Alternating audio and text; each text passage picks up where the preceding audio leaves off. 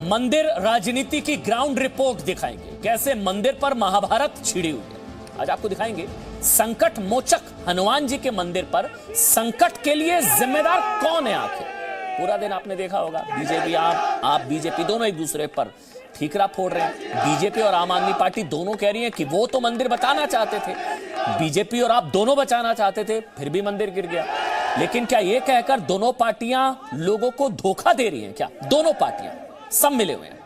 आज हम आपको देशहित में बताएंगे कि मंदिर कैसे गिरा, इसकी स्क्रिप्ट कैसे लिखी गई। क्या दोनों पार्टियां इसके लिए बराबर की जिम्मेदार नहीं है? क्या दोनों पार्टियां इसकी जिम्मेदारी एक दूसरे पर डालकर आपको बेवकूफ तो नहीं बना रही है? कैसे ही दोनों ही पार्टियां इसके लिए बराबर की जिम्मेदार हैं। आज हम देशहित में हनुमान मंदिर तोड़े जाने पर राजनीतिक विवाद की पूरी इनसाइड स्टोरी आपको समझाने दिखाने की पूरी कोशिश करेंगे। आज देशहित में हमने इस विवाद पर ग्राउंड रिपोर्ट भी की।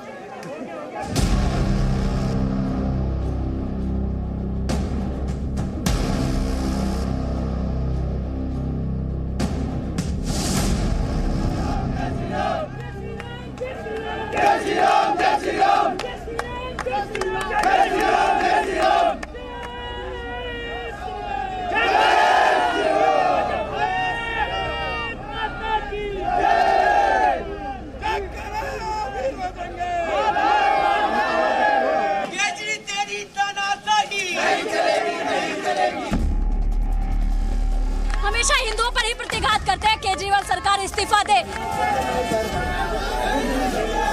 150 साल से एक मूर्ति जो हमारा आस्था का प्रतीक थी, आज वो सड़क पे उतर आई है।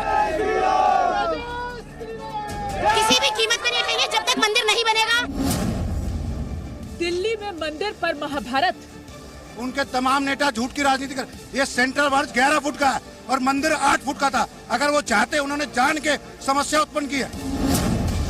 चांदनी चौक में किसने गिराया मंदिर? हम इस मांग को लेकर आए हैं कि यहाँ पर मंदिर पुनः स्थापित किया जाए या फिर दिल्ली सरकार के द्वारा अल्टरनेटिव जमीन दी जाए। हनुमान मंदिर गिराने का सच क्या है? ये दिल्ली में मंदिर गिराने पर महाभारत है। दिल्ली के चांदनी चौक में 3 जनवरी की सुबह प्राचीन हनुमान मंदिर को तोड़ दिया गया और मंदिर गिरते ही स्थानीय लोगों, संगठनों और राजनीति का आक्रोश उठ गया। हनुमान मंदिर गिराने के खिलाफ हिंदू संगठनों ने प्रदर्शन किया।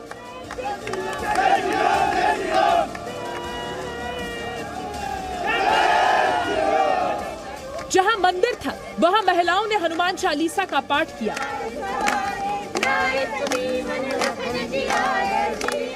और विवाद और बढ़ा जब मंदिर गिराने की महाभारत में राजनीति की क्रेन भी घुस गई।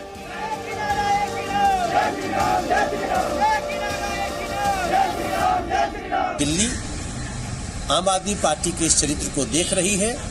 भारतीय जनता पार्टी ये मांग करती है कि उस मंदिर को पुनः प्रतिष्ठापित किया जाए और भविष्य में आस्था के मुद्दे पे मंदिर हो, मस्जिद हो, गुरुद्वारा हो, गिरजाघर हो, किसी और धर्म का मंदिर हो या जो भी देवालय हो, उस सबके साथ एक तरह का नीति अपनाना चाहिए। ये भारतीय जनता पार्टी की मांग है। सवाल यह है कि मंदिर पर क्रेन किसके आदेश से चली और मंदिर गिराए जाने का जिम्मेदार कौन है, जिसकी वजह से चांदनी चौक महाभारत का मैदान बन गया। बीजेपी का आरोप है कि चांदनी चौक का प्राचीन हनुमान मंदिर केजरीवाल सरकार की वजह से गिरा है। आम आदमी पार्टी का आरोप है कि हनुमान मंदिर बीजेपी सरकार की मर्जी से गिरा है और मंदिर पर क्रेन चलवाने वाली एमसीडी है, जिस पर बीजेपी का शासन है। विश्व हिंदू परिषद की मांग है कि उसी स्थान पर मंदिर दोबारा से बनाया जाए। इस मांग को लेकर जब तक ये पूरी नहीं होगी, हम रोष प्रदर्शन करेंगे। आज के रोष प्रदर्शन में सैकड़ों कार्यकर्ताओं ने मेरे साथ मिलकर गिरफ्तारी दी है और आगे इससे भी बड़ा रोष प्रदर्शन होगा अगर हमारी ये मांग को पूरा नहीं किया गया। जिस मंदिर को गिराने पर दिल्ली में महाभारत छिड़ी है, उसे दिल्ली सरकार की चांदनी चौक के सौंदर्यीकरण की योजना के तहत तोड़ा गया है। लेकिन आम आदमी पार्टी का आरोप है कि बीजेपी खुद मंदिर तुड़वाकर आम आदमी पार्टी पर आरोप लगा रही है। भारतीय जनता पार्टी के लोगों ने चांदनी चौक में स्थित हनुमान मंदिर तोड़ दिया। उन्हीं की संस्था ने हनुमान मंदिर तोड़ दिया।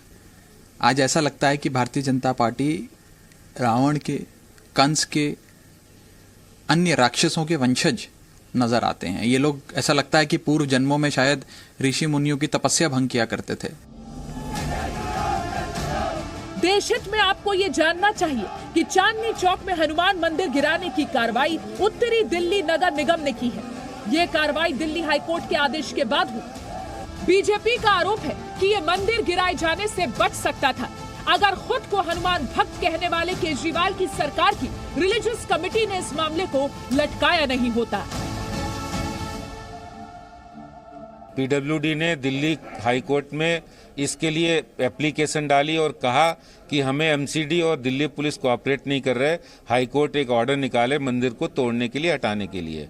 दिल्ली सरकार की धार्मिक कमेटी है, धार्मिक स्थल रिलीजियस कमेटी है, उस कमेटी ने भी इस पर विचार नहीं किया और इस पर मंदिर को बचाया जा सकता था जो रिलीजियस कमेटी ने नहीं किया। दिल्ली, उसके सीधे जिम्मेदार दिल्ली के मुख्यमंत्री केजरीवाल साहब हैं, जो एक तरफ तो हनुमान जी की पूजा करके बहुत सारे लोगों को बताते हैं कि मैं हनुमान जी का भक्त हूँ। इसलिए आज हम देशहित में बताएंगे कि चांदनी चौक में हनुमान मंदिर गिराए जाने के लिए जिम्मेदार कौन है, कैसे सभी इस मामले में एक दूसरे से मिले हुए हैं। दिल्ली से शिवांक मिश्रा और नीरज गौड़ के साथ ब्यूरो रिपोर्ट, जी मीडिया। मतलब सीधा सा सवाल, तो क्या बच सकता था मंदिर? क्या हनुमान मंदिर गिरने से बच सकता था? आप अपने आप से सवाल पूछिए ना, मंदिर गिराने के लिए जिम्मेदार कौन है? ये बताने से पहले आपसे एक सवाल, खुद सोचिए कि भला ये कैसे हो सकता है कि बीजेपी और आम आदमी पार्टी दोनों ही अगर ये चाहती हैं कि मंदिर नहीं टूटना चाहिए, तो क्या मंदिर वाकई टूट सकता था? अगर दोनों ही चाहते थे कि मंदिर ना गिरे, तो क्या वाकई मंदिर गिर सकता था? तो मंदिर गिराने के लिए आखिर जिम्मेदार कौन है? क्या आपसे इस मामले में झूठ तो नहीं बोला जा रहा है? यह बात आप हमारी अगली रिपोर्ट देखकर आसानी से समझ जाएंगे, जब हम आपको तथ्य दिखाएंगे कि हाईकोर्ट ने क्या कहा था और किस पार्टी का क्या पक्ष था कोर्ट के अंदर। अगली रिपोर्ट दिखाने से पहले आपको जानना चाहिए कि बीजेपी और आम आदमी पार्टी एक दूसरे पर कैसे आरोप लगा रही। देखिए, बीजेपी के क्या आरोप है और आम आदमी पार्टी के क्या आरोप है। बीजेपी का आरोप है कि केजरीवाल का हिंदू विरोधी चेहरा जो है वो सामने आ गया। वहीं दूसरी तरफ से कहा जा रहा है कि मंदिर तोड़ने का काम उत्तरी एमसीडी ने किया। यह आम आदमी पार्टी का आरोप है। बीजेपी का आरोप है कि जानबूझकर मंदिर को तोड़ा गया। आम आदमी पार्टी का आरोप है कि एनडीएमसी ने हाईकोर्ट में अतिक्रमण बताया था। एनडीएमसी ने बताया इलीगल एंक्रोचमेंट, मंदिर को अतिक्रमण बताया। बीजेपी का आरोप पीडब्ल्यूडी प्रोजेक्ट के तहत मंदिर टूटा, पीडब्ल्यूडी प्रोजेक्ट। आम आदमी पार्टी कह रही है कि अतिक्रमण हटाने का काम तो नगर निगम ने किया है, जिस पर बीजेपी का कब्जा है। मतलब आपने कहा, बीजेपी ने गिरा दिया। एक लाइन में खबर ही है, केजरीवाल के इशारे पर मंदिर टूटा। बीजेपी कह रही है कि केजरीवाल के इशारे पर, हिंदू विरोधी केजरीवाल जो खुद को हनुमान भक्त बताते हैं, बीजेपी का आरोप। आम आदमी पार्टी कह रही कि केंद्र के अधीन दिल्ली पुलिस ने सुरक्षा दी। मतलब इस तरीके से समझिए, अगर एक लाइन में खबर को समझाना हो कि दोनों इतने भोले हैं, आम आदमी पार्टी और बीजेपी, दोनों चाहते तो क्या मंदिर गिर सकता था? सवाल नंबर 1। और सवाल नंबर 2, सीधा सा सवाल, आम आदमी पार्टी ने कहा और बीजेपी ने गिरा दिया।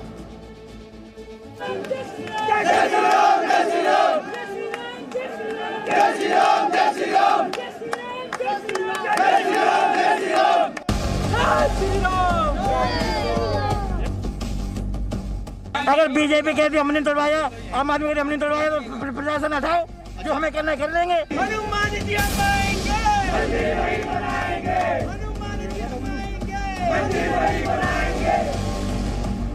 सारी महिलाओं को यहाँ से उठाया जा रहा है। हम यहाँ से नहीं हटेंगे, किसी भी कीमत पर नहीं हटेंगे जब तक मंदिर नहीं बनेगा।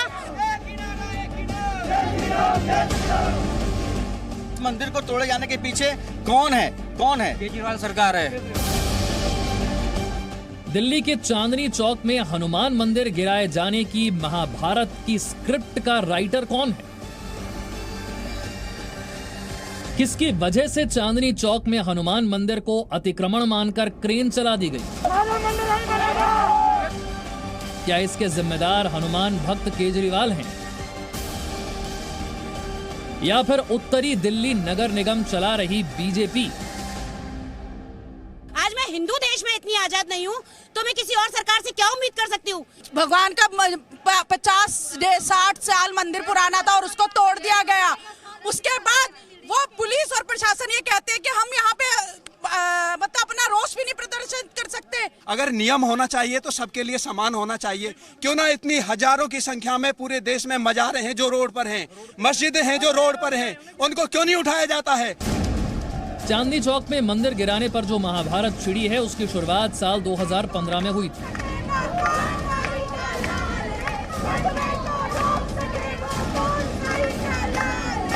दिल्ली हाईकोर्ट ने 30 अप्रैल 2015 को आदेश में चांदनी चौक के हनुमान मंदिर को अतिक्रमण माना था और इसके खिलाफ कार्रवाई के आदेश दिए थे।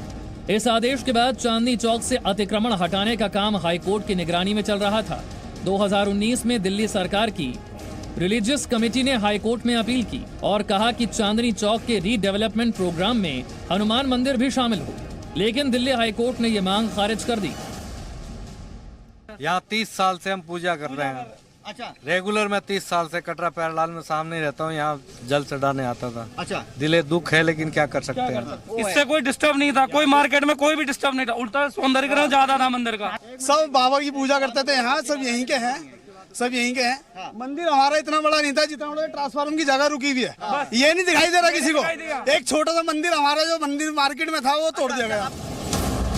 इसके बाद दिल्ली सरकार ने उत्तरी दिल्ली के कमिश्नर को पत्र लिखकर मंदिर गिराने के लिए कहा और उत्तरी दिल्ली नगर निगम ने 3 जनवरी को सुबह 5 बजे हनुमान मंदिर गिरा दिया। नवंबर 2020 में श्री मनोकामना सिद्ध हनुमान सेवा कमेटी ने दिल्ली हाईकोर्ट में याचिका दी थी, जिसमें कहा गया था कि मंदिर के खिलाफ कार्रवाई न की जाए, लेकिन दिल्ली हाईकोर्ट ने याचिका खारिज करते हुए कहा था कि दिल्ली सरकार अगर इस मामले में हस्तक्षेप करती है तभी अदालत संज्ञान लेगी। हनुमान जी का मंदिर दिल्ली सरकार के द्वारा तोड़ा गया है, इसका पुरजोर विरोध करते, निंदा करते हैं, मांग करते हैं कि पुनः बनाया जाए। इसके नाते बनाया जाए क्योंकि केजरीवाल सरकार से मुझको कहना है कि वहीं पर चांदनी चौक में बहुत ही प्राचीन हनुमान जी का मंदिर था, वहीं पर पास में मस्जिद को बचाया गया और मंदिर को तोड़ दिया गया। ये द्वेषपूर्ण तरीके से कार्रवाई है, इसका पुरजोर विरोध करते हैं, निंदा करते हैं। अब बीजेपी की मांग है कि चांदनी चौक में प्राचीन हनुमान मंदिर की दोबारा स्थापना हो और दिल्ली सरकार की धार्मिक समिति मामले की दोबारा समीक्षा करे। लेकिन हनुमान मंदिर को गिराए जाने से नाराज लोगों का सवाल ये है कि क्या बीजेपी और आम आदमी पार्टी दोनों मिलकर गुमराह करने की कोशिश कर रहे हैं? ब्यूरो रिपोर्ट, जी मीडिया। मतलब दोनों अगर चाहते कि मंदिर ना गिरे तो क्या मंदिर गिर जाता? देशहित में अब आप समझ गए होंगे कि चांदनी चौक में हनुमान मंदिर गिराए जाने पर बीजेपी और आम आदमी पार्टी भले ही एक दूसरे को जिम्मेदार बता रहे हो या बताने की एक्टिंग कर रहे हो, लेकिन ऐसा हो क्यों रहा है? देखिए, पीछे की वजह आप जानते हैं। दिल्ली में अगले साल नगर निगम चुनाव है, अगले साल नगर निगम चुनाव है। दोनों पार्टियां चांदनी चौक के रीडेवलपमेंट का क्रेडिट चाहती हैं, लेकिन मंदिर गिराने की तोहमत नहीं चाहती है। वो ये तो दिखाना चाहती है कि चांदनी चौक के रीडेवलपमेंट के तो हम साथ हैं, लेकिन मंदिर गिराने का क्रेडिट आप हमको मत दीजिए, वो तोहमत हम अपने ऊपर नहीं लेना चाह रहे हैं। मंदिर गिराने के लिए दोनों पार्टियां इसलिए एक दूसरे पर आरोप लगा रही हैं। 5 साल तक केस के बाद ये मंदिर गिराया गया, लेकिन सवाल अभी भी है, अगर चाहती आम आदमी पार्टी या बीजेपी अगर चाहती, दोनों चाहते तो मंदिर बच सकता था। हमारे साथ जी मीडिया संवाददाता प्रमोद शर्मा इस वक्त हमारे साथ जुड़ चुके हैं। इस पर ज्यादा जानकारी के लिए चांदनी चौक से ही हमारे साथ लाइव हैं, ग्राउंड जीरो से, वहीं पर स्पॉट जो है। प्रमोद, किसने गिराया मंदिर? मतलब एक लाइन में मैं कहूं, जो मुझे समझ में आ रहा है कि आपने कहा बीजेपी ने गिरा दिया, दोनों भोले थे, उनको पता नहीं था वो क्या कर रहे हैं। देखिए, अगर सीधी सादी भाषा में समझा जाए तो बीजेपी और आम आदमी पार्टी दोनों ही इस मंदिर गिराए जाने के लिए जिम्मेदार है, क्योंकि हाई कोर्ट के ऑर्डर के बाद ये इस मंदिर को हटाया गया है। लेकिन अगर बीजेपी या फिर आम आदमी पार्टी चाहती कि इस मंदिर को ना हटाया जाए, इसके लिए उनके पास सुप्रीम कोर्ट में अपील करने का विकल्प था, जबकि किसी ने भी सुप्रीम कोर्ट में अपील नहीं की। इस मंदिर को हटाए जाने के लिए बाकायदा स्टे ऑर्डर लिया जा सकता था कि जब तक सुप्रीम कोर्ट अपना आदेश नहीं सुनाता तब तक ये यथास्थिति बरकरार रखी जाए, लेकिन किसी ने भी सुप्रीम कोर्ट जाने की जहमत नहीं उठाई। अब जो है एक दूसरे के ऊपर ब्लेम गेम खेलने के बाद लोगों की जो आस्था है उसको अपने लिए भुनाने का जो राजनीति है वो की जा रही है। लेकिन अगर किसी को लोगों की आस्था के साथ इतनी ही हमदर्दी थी और इस मंदिर को हटाए जाने से तकलीफ किसी भी दोनों पार्टियों को हो रही थी तो उनके पास सुप्रीम कोर्ट जाने का विकल्प मौजूद था, लेकिन कोई भी सुप्रीम कोर्ट नहीं गया। हाई कोर्ट के आदेश के बाद इस मंदिर को हटाया गया, जिस पर टिप्पणी नहीं की जा सकती। लेकिन अगर चाहती दिल्ली सरकार, जिस तरीके से 5 जो मंदिर, मस्जिद और चर्च और गुरुद्वारे हैं इनको श्रेणी में रखा गया था, दिल्ली सरकार अगर लिखित में देती या फिर कोशिश करती तो इन मंदिर को, हनुमान मंदिर को बचाया जा सकता था। जबकि छोटा सा हनुमान मंदिर ठीक उस जगह पे है जहाँ पे ना अब कोई गाड़ी चलती है, ना कोई जाम लगता है, पूरा जो है यहाँ पे पैदल लोगों का आना जाना है। ऐसे में लोगों की काफ़ी लंबे समय से यहाँ पर उस मंदिर के साथ आस्था थी, उसको नज़रअंदाज किया गया और सिर्फ वोट बैंक की राजनीति के लिए। प्रमोद, एक चीज़, आप क्योंकि वहीं पर हैं, ग्राउंड जीरो पर हैं, स्पॉट पर हैं जहाँ पर मंदिर गिराया गया, वहाँ पर लोगों को ये समझ में आ रहा है कि दरअसल इनको हनुमान भक्तों, हिंदुओं से किसी को कोई नहीं पड़ी है, दोनों ही मिले हुए हैं। एक तरीके से लोग समझ रहे होंगे कि दोनों मिले हुए हैं। जी बिल्कुल, यहाँ पर जब हम बात कर रहे हैं लोगों से, क्योंकि यहाँ पर पूरी तरीके से इलाके को जो है पुलिस ने अपने कब्जे में ले लिया है, किसी तरीके की शांति भंग ना हो।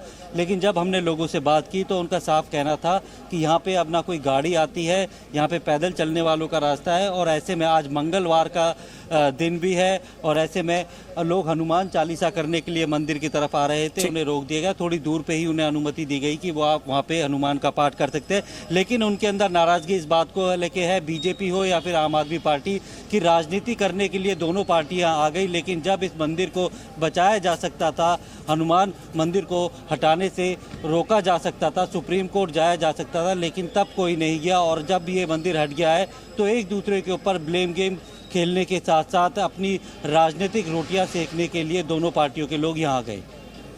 बिल्कुल, आपने ठीक एनालिसिस किया प्रमोद, बेहतरीन एनालिसिस ये कि कोई भी पार्टी सुप्रीम कोर्ट का रुख कर लेती तो बच जाता हनुमान मंदिर। ना आम आदमी पार्टी गई, ना बीजेपी गई, आपने कहा, बीजेपी ने गिरा दिया। इतना सिंपल थोड़ी ना है, जनता सब समझ रही है। बहुत बहुत शुक्रिया आपका प्रमोद, ये पूरी खबर हम तक पहुंचाने के लिए ग्राउंड जीरो से। आगे बढ़ते हैं देश हित में। अब हम आपको आंध्र प्रदेश की एक ऐसी तस्वीर दिखाने जा रहे हैं जिसे देखकर हर माँ बाप को खुशी जरूर होगी। आज की सबसे शानदार, सबसे खूबसूरत तस्वीर, सबसे बेहतरीन तस्वीर आप इस वक्त अपनी टीवी स्क्रीन पर आंध्र प्रदेश के तिरुपति की तस्वीर देख रहे हैं और जिसे आप एक महिला अफसर को सैल्यूट करते हुए देख रहे थे ना, वो तस्वीर हम फिर से दिखाने की कोशिश करेंगे। ये देखिए आप, जिन्हें आप एक महिला अफसर को सैल्यूट करते हुए देख रहे हैं, जानते हैं वो उन्हीं के पिता हैं, अपनी बेटी को सैल्यूट कर रहे हैं।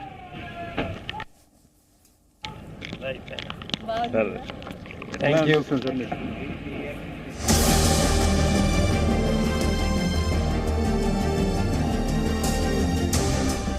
अपने अफसर को सैल्यूट करने की ये एक पिता को गर्व से भरने वाली तस्वीर है। पिता मुस्कुराते हुए अपनी अफसर बेटी को सैल्यूट कर रहे हैं और बेटी मुस्कुराते हुए पिता का अभिमान बढ़ा रही है। ये तस्वीरें आंध्र प्रदेश के तिरुपति की हैं। आंध्र प्रदेश पुलिस में इंस्पेक्टर श्याम सुंदर को अपनी डीएसपी बेटी को सैल्यूट करने का मौका मिला 3 जनवरी को। 3 जनवरी 2021 को तिरुपति में Andhra Pradesh police duty meet 2021 था। कार्यक्रम में गुंटूर शहर की डीएसपी प्रशांति भी उपस्थित थी और उनके अंडर ही उनके पिता श्याम सुंदर की ड्यूटी थी। पिता ने अफसर बेटी को देखा तो उन्होंने गर्व से सैल्यूट कर नमस्ते मैडम कहा। जवाब में प्रशांति ने अपने पिता को वापस सैल्यूट किया और कहा थैंक यू डैड। इस तस्वीर पर आंध्र प्रदेश पुलिस ने कैप्शन के तौर पर लिखा है, Andhra Pradesh police duty meet परिवार को साथ लाता है। सर्कल इंस्पेक्टर श्याम सुंदर अपनी ही बेटी प्रशांति को गर्व और सम्मान के साथ सलाम कर रहे हैं, जो कि डीएसपी हैं। सर्कल इंस्पेक्टर श्याम सुंदर अपनी बेटी को ड्यूटी पर देखकर भावुक हो गए। अरे पेरेंट्स की एक्चुअल गा पिल्लल पैकी పోతుంటే जी मीडिया से बात करते हुए श्याम सुंदर ने कहा, मुझे विश्वास है कि मेरी बेटी ईमानदारी से कर्तव्य का पालन करेगी। ब्यूरो रिपोर्ट, जी मीडिया। नमस्कार, देशहित में अब आपके साथ मैं अदिति त्यागी। और आज की सबसे बड़ी खबर यही कि कोरोना की वैक्सीन लगवाने की तारीख आ गई है। आज देशहित में हम आपको वैक्सीन लगवाने की इस तारीख के बारे में बताएंगे, लेकिन इस तारीख से पहले आपके लिए जरूरी है वैक्सीन का असर समझना, ताकि वैक्सीन को लेकर आपके मन में अगर किसी तरह की दुविधा, किसी तरह की कंफ्यूजन हो तो वो ना रहे। आप जानते हैं मेरी सहयोगी पूजा मक्कड़ ने अब से 30 घंटे पहले, मुझे कहना चाहिए 30.5 घंटे हो चुके हैं, 30 घंटे 30 मिनट स्वदेशी कोवैक्सीन उन्होंने लगवाई थी। ये खबर हमने आपको कल भी दिखाई थी। पूजा मक्कड़ पर वैक्सीन का क्या असर हुआ, सबसे पहले डिटेल में उसे देखना समझना आपके लिए बहुत ज्यादा जरूरी है, क्योंकि यहां पर अहम बात हो जाती है कि जो की पैरामीटर्स होते हैं, जिसमें ब्लड प्रेशर, पल्स रेट, आपका टेम्परेचर, वो सब करीब 30.5 घंटे बाद पूजा के वो सारे पैरामीटर्स कैसे हैं आपको बताते हैं। मेरा वजन चेक किया गया है, मेरी हाइट चेक की गई है और इस वक्त मेरा ब्लड प्रेशर मॉनिटर किया जा रहा है। ये भी पूछा गया है कि कोई कोमॉर्बिडिटीज यानी कोई और बीमारी अगर है तो उसके बारे में भी आपको बताना है। जी मीडिया रिपोर्टर पूजा मक्कड़ पर वैक्सीन का कितना असर हुआ? इस वैक्सीन का आप सबको इंतजार है, हम उसके ट्रायल में हिस्सेदार हैं। असर हुआ भी या नहीं? पूजा मक्कड़ वैक्सीन लगाने के 30 घंटे बाद भी ठीक है या बीमार है? इन सवालों का जवाब स्वदेशी वैक्सीन पर भ्रम मिटाने के लिए बहुत जरूरी है। इसलिए आज जी मीडिया रिपोर्टर पूजा मक्कड़ की 24 घंटे की मेडिकल रिपोर्ट हम आपको दिखाना चाहते हैं। 4 जनवरी यानी सोमवार के दिन दोपहर 2 बजे पूजा मक्कड़ को दिल्ली के एम्स में कोरोना की स्वदेशी वैक्सीन लगाई जा रही थी। उस दौरान उनके BP, pulse rate, oxygen level और बॉडी टेम्परेचर की भी जांच की गई थी। 24 घंटे बाद एक बार फिर पूजा मक्कड़ डॉक्टर के सामने थी। ब्लड प्रेशर कितना है इस वक्त, पल्स रेट कितना है और इस वक्त ऑक्सीजन कितनी है, ये तमाम चीजें चेक करने के लिए देखिए इस वक्त मैंने ब्लड प्रेशर के लिए जो इक्विपमेंट होता है ये लगा लिया है, पल्स रेट चेक करने के लिए भी इक्विपमेंट लगा लिया है और ऑक्सीजन भी अभी चेक हो जाएगी। ठीक आपके सामने रीडिंग्स आनी शुरू हो गई हैं। डॉक्टर कौशल, ब्लड प्रेशर जो है वो आमतौर पर क्या बताता है? अगर मेरी स्थिति की बात करें, 24 घंटे पहले वैक्सीन लगाई है और अभी जो रिजल्ट आएगा वो क्या सिग्निफाई करेगा? वो नॉर्मली दिखाएगा, क्योंकि ब्लड प्रेशर थोड़ा बहुत 10-15 mmHg का फ्लक्चुएशन कोई फर्क नहीं पड़ता है। नॉर्मल जो रेंज होती है 120 to 90 होती है। 100 लोअर इज 90 से बिलो एंड अपर इज 120 के बिलो, तो ये होता है। तो मुझे लगता है कि देखिए आपका ब्लड प्रेशर की रीडिंग आ गई है, आपकी ब्लड प्रेशर है आप दिखा सकते हैं, सिस्टोलिक है 131 एंड डायस्टोलिक है 68, ऑक्सीजन सैचुरेशन आपका 97 है, which is almost that 97 oxygen saturation is ideal oxygen saturation. और टेम्परेचर आप चेक करना चाहें तो चेक कर लें, मैंने चेक किया था अभी। जानबूझ के मैं लेजर वाला नहीं यूज कर रहा हूँ, मैं आपका ओरल यूज कर रहा हूँ जिससे कि रिपोर्ट में कंफर्मेशन रहे। आप जीभ के नीचे इसको रखें और टेम्परेचर क्लिनिकली देखने पे मुझे नॉर्मल लग रहा है, पल्स रेट भी नॉर्मल है, सब सारे पैरामीटर्स नॉर्मल है। रीडिंग आने के बाद थर्मामीटर ने बीप दी और इस समय इनका टेम्परेचर 99.3 फ़ारेनहाइट है, मींस इट्स ऑलमोस्ट नॉर्मल। जो अभी पूजा जी खुद बता रही थी, जो थोड़ी सी उनको हरारत सी फील हो रही है, तो ये हरारत वाला टेम्परेचर है और ये नॉर्मल है।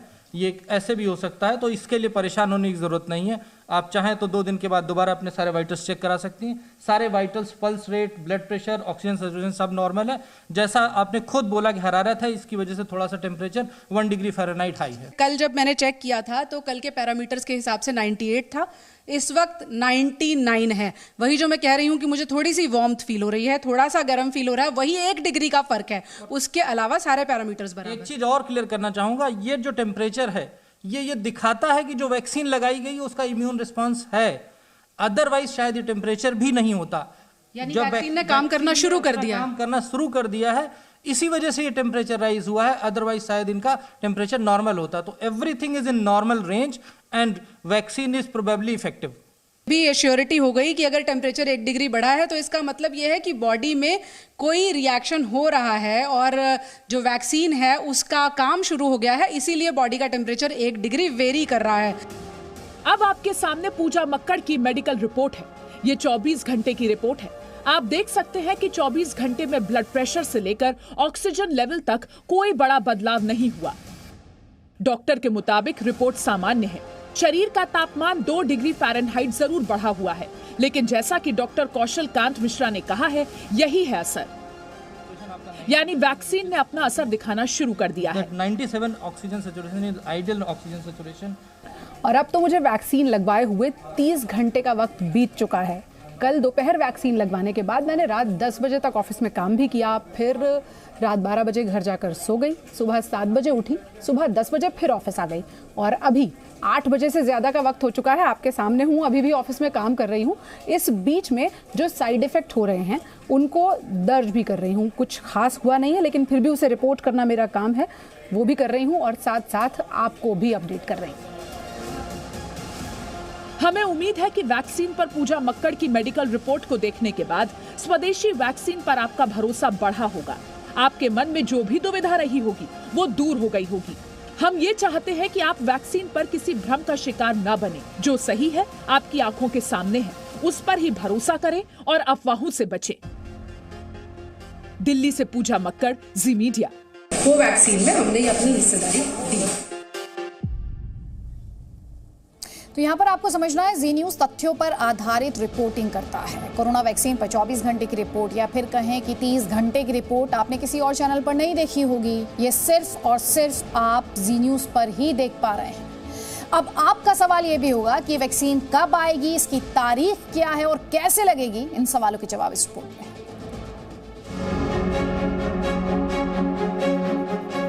एक तरफ देश में वैक्सीनेशन का ड्राई रन चल रहा है और दूसरी ओर वैक्सीन पर भ्रम के खिलाफ अभियान चल रहा है। लेकिन देश हित में वैक्सीन पर हम आपको सबसे पहले बड़ी खुशखबरी देना चाहते हैं। खुशखबरी ये है कि देश में वैक्सीन लगाने की तारीख आ गई है। हम इस स्थिति में हैं कि जिस भी दिन हम चाहेंगे EUA के 10 दिन के भीतर हम उसको EUA का अर्थ है इमरजेंसी यूज ऑथराइजेशन। ये बोलचाल की भाषा में शब्द प्रयुक्त होता है। हमारे मीडिया के मित्र इसी शब्द का उपयोग करते हैं। हमारे कानून में एक्सेलरेटेड अप्रूवल फ्रेज का इस्तेमाल किया गया है। तो जिस भी दिन हुआ, जैसे अब आप जानते हैं कि किस दिन हुआ, उस दिन से 10 दिन के भीतर में ये रोल आउट होने की पूरी तैयारी है। यह स्वास्थ्य सचिव राजेश भूषण। स्वास्थ्य मंत्रालय के इस बड़े अधिकारी के इस ऐलान का सीधा मतलब ये है कि 13 जनवरी के बाद देश में वैक्सीन लगनी शुरू हो सकती है। अब आप कहेंगे कि स्वास्थ्य मंत्रालय के अधिकारी ने अपने बयान में 13 जनवरी का जिक्र तो किया भी नहीं, फिर 13 जनवरी कैसे? उस दिन से 10 दिन के भीतर में ये रोल आउट होने की पूरी तैयारी है। दरअसल उन्होंने अपने बयान में कहा कि वैक्सीन के इमरजेंसी इस्तेमाल की मंजूरी मिलने के 10 दिन बाद वैक्सीन लगाने की प्रक्रिया शुरू हो सकती है। 3 जनवरी को देश की 2 वैक्सीन कोविशील्ड और कोवैक्सीन के इमरजेंसी इस्तेमाल को DCGI ने मंजूरी दी थी। अब आप 3 जनवरी में 10 दिन और जोड़ दीजिए तो तारीख हो जाएगी 13 जनवरी। इसी के आधार पर हम आपसे कह रहे हैं कि 13 जनवरी के बाद कोरोना की वैक्सीन लगाने की प्रक्रिया शुरू हो सकती है। तो अभी तक 2 बड़ी इन्फॉर्मेशन हमने आपको दे दी। एक तो हमने आपको दिखाया कि मेरी सहयोगी पूजा मक्कड़ ने कोवैक्सीन लगवाई और उन पर किसी तरह का कोई रिएक्शन या कहना चाहिए रिवर्स रिएक्शन नहीं है। और दूसरी खबर बताई हमने आपको कि ये वैक्सीन कब से लगनी शुरू हो सकती है। अब बात करेंगे उत्तर प्रदेश की, जो कि आबादी के लिहाज से देश का सबसे बड़ा राज्य है। और आज उत्तर प्रदेश के लोगों के लिए अच्छी बात ये रही कि यहाँ पर भी वैक्सीनेशन का ड्राई रन शुरू हो गया है आज से, जो कि आप जानते हैं देश में 2 जनवरी को शुरू हो चुका था। उत्तर प्रदेश के सभी जिलों में कोरोना वैक्सीन का ये ड्राई रन हुआ है। एक जिले में 6 सेंटर्स पर ये ड्राई रन किया जा रहा है, तो कुल 1500 सेंटर्स। तो उत्तर प्रदेश में ये ड्राई रन कैसा रहा है, इसी का रिपोर्ट कार्ड इस रिपोर्ट।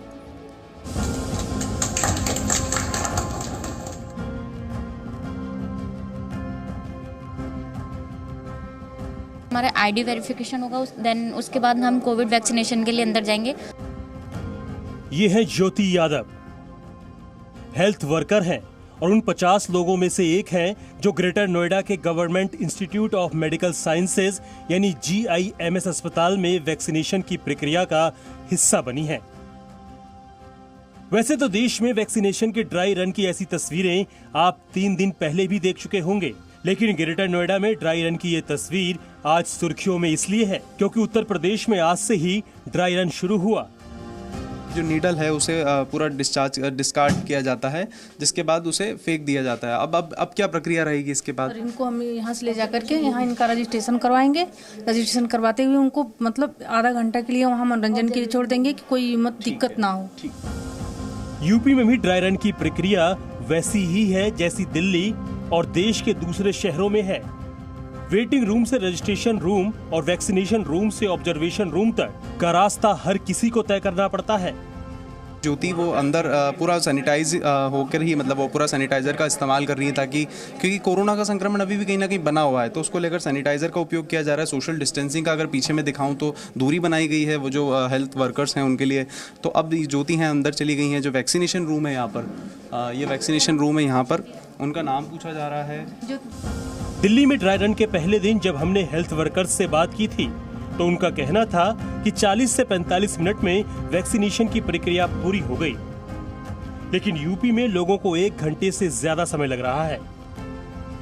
कितना समय आपको यहाँ पर वेट करने के लिए बोला गया? सर अभी हाफ एन आवर वो ऑब्जर्वेशन में रखेंगे, देखेंगे कोई प्रॉब्लम तो नहीं हो रही है, मुझे कोई एलर्जी तो नहीं हो रही है, तो हाफ एन आवर के लिए वेट करने के लिए बोला है उन्होंने। उससे पहले क्या प्रोसीजर रहा आपका? रजिस्ट्रेशन कहाँ हुआ था? उसके बाद यहाँ पर आपको क्या जी एक्चुअली फर्स्ट स्टेप हमारा रजिस्ट्रेशन का था, उसमें वेरिफिकेशन हुआ हमारा, फिर उसके बाद उन्होंने हमें वैक्सीनेशन रूम में भेजा जहाँ उन्होंने हमारा फिजिकल असेसमेंट किया, फिर वैक्सीनेशन किया, फिर उसके बाद हमें यहाँ इस रूम में भेज दिया गया। यूपी में ड्राई रन के पहले दिन मुख्यमंत्री योगी आदित्यनाथ भी लखनऊ के राम मनोहर लोहिया अस्पताल पहुंचे, तैयारियों का जायजा लिया। लखनऊ के अलावा लखीमपुर खीरी और ललितपुर तक ज्यादातर जगहों पर जी मीडिया रिपोर्टर मौजूद थे और इस दौरान जितने भी वैक्सीन वॉरियर्स हैं वो बिल्कुल डरे हुए नहीं थे, बल्कि विश्वास से भरे हुए थे। आईसीयू बेड्स लगाए गए हैं जिसमें 3 से लेकर 4 स्टाफ, मतलब कुल मिला के 6 से 7 लोग जो स्टाफ है वो इनकी निगरानी करेंगे। उसके बाद सिंपली 30 मिनट तक एक व्यक्ति को वेट करना है, इंतजार करना है कि उसमें कुछ ऐसे लक्षण तो नहीं दिख रहे हैं जिससे कोई साइड इफेक्ट्स है। वो होने के बाद सीधे आपको एग्जिट मिल जाएगा और इस तरीके से यहाँ पर तैयारियां की गई हैं। दिल्ली से वैभव परमार, जी मीडिया। तो तैयारी पूरी है। ड्राई रन में ये जांचने की लगातार कोशिश की जा रही है कि किस तरह की दिक्कतें रोल आउट प्रोग्राम के दौरान या रोल आउट फेज के दौरान आ सकती हैं। अब बात करते हैं कोरोना की वैक्सीन और दवा से। ध्यान से सुनिएगा, अरबपति बने लोगों की खबर हम आपको देने जा रहे हैं। फोर्ब्स के मुताबिक साल 2020 में जब कोरोना की वजह से दुनिया भर में लोगों की नौकरियां जा रही थी, सैलरी कट्स हो रहे थे, उसी दौरान कुछ लोग अरबपति बनकर उभरे। फोर्ब्स के मुताबिक हेल्थ केयर सेक्टर से जुड़े 11 देशों के 50 लोग कोरोना काल में और ज्यादा अमीर हो गए। इनमें चीन के 20 लोग शामिल हैं, यानी 50 में से 20 लोग चीन के हैं। भारत से कौन है, देखिए इस रिपोर्ट में। साइरस पूनावाला, आज से 1 साल पहले तक आप में से कितने लोग होंगे जिन्हें ये नाम पता होगा, लेकिन आज साइरस पूनावाला का नाम पूरा देश जानता है। इसी तरह आप प्रेमचंद गोधा और उगुर साहिन के बारे में भी कुछ समय पहले तक अनजान होंगे, लेकिन अब इन लोगों के बारे में बात हो रही है तो वो इसलिए हो रही है क्योंकि इन्होंने आपदा को अवसर बनाया, कोरोना जैसी महामारी से लड़ने के लिए दवा बनाई और फोर्ब्स की अरबपतियों की सूची में शामिल हो गए। फोर्ब्स के मुताबिक हेल्थ केयर सेक्टर से जुड़े 11 देशों के 50 लोग जो 2020 में अरबपति बने, उनमें एक नाम साइरस पूनावाला का भी है, जो कोविशील्ड वैक्सीन बनाने वाली company serum institute of India के चेयरमैन हैं। 1 साल में इनका नेटवर्थ 2 गुना हो गया। फोर्ब्स के नए अरबपतियों की लिस्ट में उगुर साहिन का भी नाम है। उगुर साहिन कोवैक्सीन बनाने वाली कंपनी बायोटेक के सीईओ हैं। 1 साल में उनके शेयर 160% बढ़े और अब इनकी संपत्ति $4.2 अरब है। इसी तरह प्रेमचंद गोधा इप्का लैब्स के चेयरमैन हैं। इनका शेयर साल भर में 90% तक बढ़ा और इनके पास $1.4 अरब की संपत्ति हो गई। कोरोना वायरस के कारण हाइड्रोक्सीक्लोरोक्विन दवा की काफी मांग बढ़ी थी। ये दवा प्रेमचंद गोधा की कंपनी ही बनाती है। इन लोगों ने कोरोना के खिलाफ लड़ाई में अहम योगदान दिया, लेकिन इस दौरान जिनका कोई भी योगदान नहीं रहा वो राजनीति कर रहे हैं। कोई आसमान नहीं गिर जाना था अगर आप 1 महीना और इंतजार कर लेते और उसकी फेज 3 ट्रायल्स पूरी होने देते। इस सरकार ने एक राजनीतिक फायदे के लिए इस महामारी का पहले दुरुपयोग किया, अब वैक्सीन का दुरुपयोग कर रहे हैं। प्रधानमंत्री श्रीमान नरेंद्र मोदी जी ने कोरोना की आपदा को अवसर में बदलने का काम किया है। अगर सवाल उठ रहे हैं तो इसके अंदर पारदर्शिता सरकार को लानी चाहिए। खुद स्वास्थ्य मंत्री जो है उस वैक्सीन को लगाएं और उनको इस बात का यकीन दिलाएं कि ये वैक्सीन पूरी तरह से सेफ है। People question, oh, we are not transparent. I don't know what is transparency to me when I put everything in the black and white like this. Bharat की वैक्सीन वाली उपलब्धि पर दुनिया नतमस्तक है। विश्व स्वास्थ्य संगठन से लेकर बिल गेट्स ने तारीफ की, लेकिन हमारे कुछ सियासतदान लगता है सच की बजाय भ्रम में जीना चाहते हैं। Bureau report, ji media. Presenting B News app, available on Google Play and App Store. Download it now.